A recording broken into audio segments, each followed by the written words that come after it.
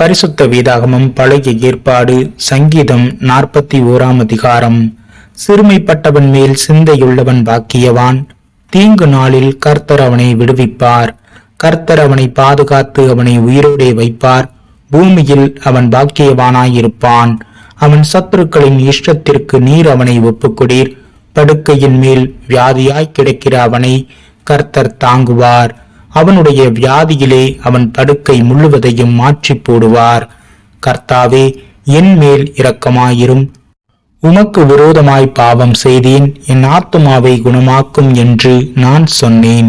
அவன் எப்பொழுது சாவான், அவன் பேர் எப்பொழுது அழியும் என்று என் சத்துருக்கள் எனக்கு விரோதமாய் சொல்லுகிறார்கள். ஒருவன் என்னை பார்க்க வந்தால் வஞ்சனையாய் பேசுகிறான். அவன் தன் இருதயத்தில் அக்கிரமத்தை சேகரித்து கொண்டு தெருவிலே போய் அதை தூற்றுகிறான். என் பகைஞர் எல்லாரும் என் மேல் ஏகமாய் முணுமுணுத்து எனக்கு விரோதமாய் இருந்து எனக்கு பொல்லாங்கு நினைத்து தீரா வியாதி அவனை பிடித்து கொண்டது. படுக்கையில் கிடக்கிற அவன் இனி எழுந்திருப்பதில்லை என்கிறார்கள். என் பிராண சிநேகிதனும் நான் நம்பினவனும் என் அப்பம் புசித்தவனுமாகிய மனுஷனும் என் மேல் தன் குதிகாலை தூக்கினான். கர்த்தாவே, நீர் எனக்கு இறங்கி நான் அவர்களுக்கு சரி கட்ட என்னை எழுந்திருக்க பண்ணும்.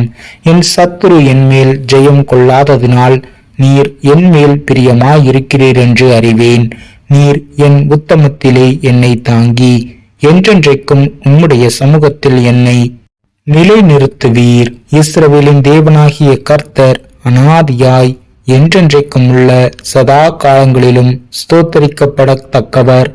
ஆமீன், ஆமீன்.